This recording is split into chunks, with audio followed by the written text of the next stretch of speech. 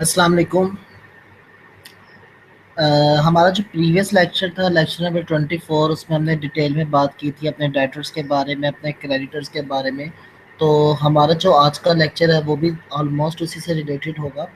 तो इसमें आपको सबसे पहले ऊपर नज़र आ रही होगी वही कैलकुलेशंस जो कि हमने प्रीवियस चैप्टर में की हैं कि बैड डेट्स और प्रोविजंस को यहाँ पे साथ साथ लेके चल रहे हैं।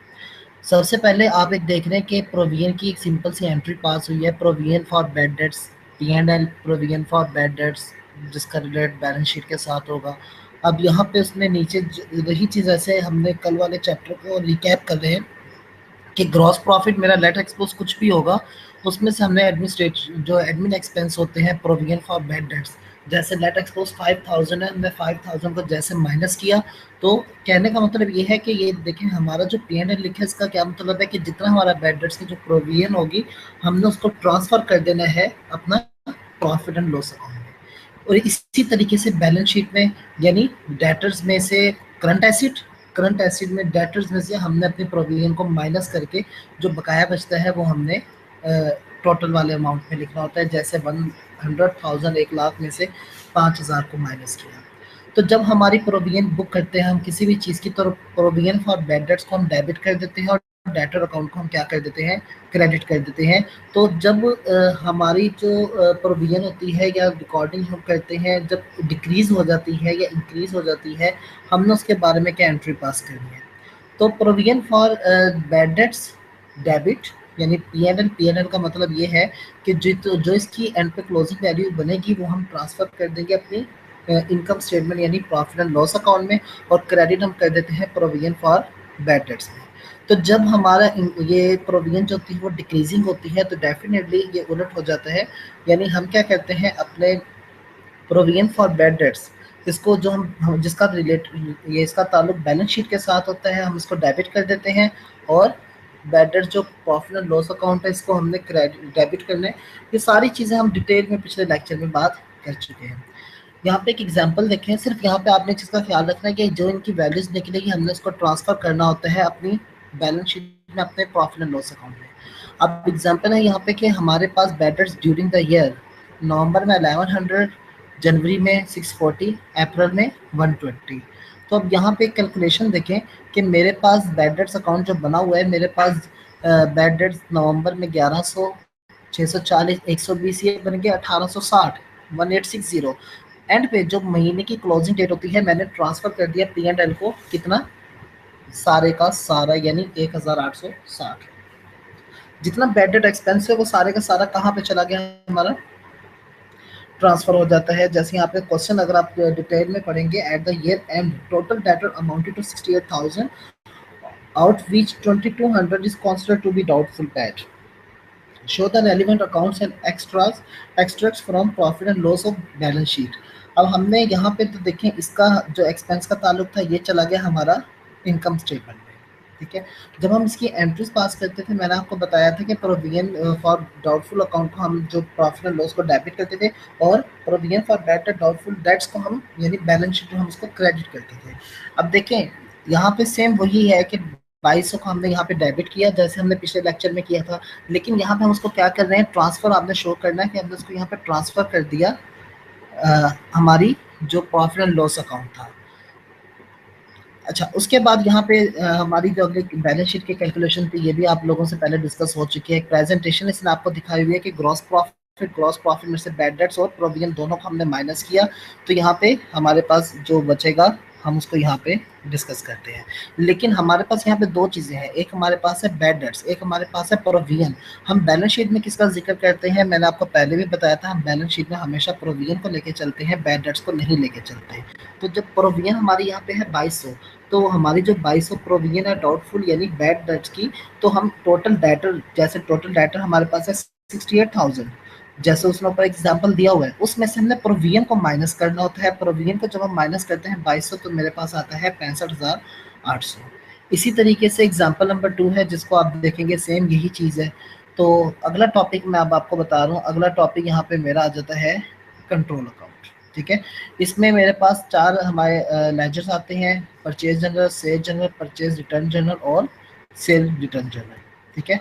उसके बाद फिर मेरे पास आता है क्रेडिटर कंट्रोल अकाउंट और डेटर कंट्रोल अकाउंट। पहले हम कर देखते हैं क्रेडिटर कंट्रोल अकाउंट। देखें, जो हमारा क्रेडिटर होता है, जब हम किसी को पैसे देते हैं तो हमारा जो पेएबल होता है, तो उस पेएबल का जो बैलेंस होता है वो होता है हमारा क्रेडिट। यानी हम अपनी जो पेएबल होते हैं, लायबिलिटीज होती हैं, उसको हम अपने क्रेडिट साइड पे लिखते हैं, और इसके अगेंस्ट जो हमारे डेटर्स होते हैं वो हमारा एसिड होता है, हम उसको डेबिट साइड पे लिखते हैं। ठीक है। अब यहाँ पे जब हम हमारा जो परचेजेस यानी हमारे जो पेबल्स की बात हो रही है, लाइबिलिटीज की बात हो रही है, तो लाइबिलिटीज को मैंने आपको अभी बताया हमने क्रेडिट साइड पे लिखना है। तो यहाँ पे हम जब इनका कंट्रोल अकाउंट बनाते हैं तो ओपनिंग बैलेंस मेरे पास है 44,500। तो डेफिनेटली ये क्रेडिटर्स का ओपनिंग अकाउंट है, तो मैं जो क्रेडिटर अकाउंट मेरे पास बना हुआ है मैंने उसमें ये क्रेडिट साइड पे लिखना है 44,500। ठीक है।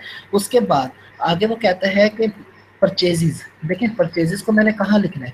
परचेजेस देखें, जब मेरी परचेजेस मैंने और की, उधार माल खरीदा, तो मैंने पैसे और देने हैं, मैंने उससे लेने नहीं है। यानी पहले मैंने उसको देने थे 44,500 रुपए, अब मैंने 32,000 उसको और देने हैं। तो जब 32,000 मैं उसको और दूंगा तो 32,000 भी इसमें ऐड हो जाएगा, क्रेडिट साइड पे आ जाएगा।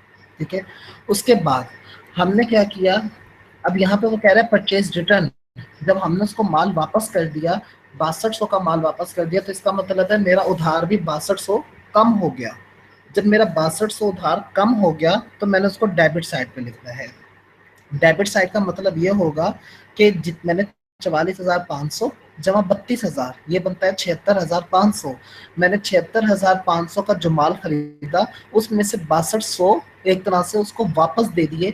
6200 का मैंने उसको कैश दे दिया, 6200 का मैंने उसको माल वापस दे दिया। ये 6200 मेरे 76,500 में से माइनस हो जाएंगे, और जो बचेगा वो अमाउंट होगी जो मैंने उसको अभी तक पे करनी है। साथ ही उसने बता दिया कि मैंने उसको चेक और कैश पे कर दिया 28,800 का, तो 28,800 फर्दर इसमें से माइनस हो जाएंगे, और जो अमाउंट बचेगी इसका मतलब होगा मैंने वो उसको पे करनी है। एंड पे वो कह रहा है कि हमारे पास डिस्काउंट रिसीव।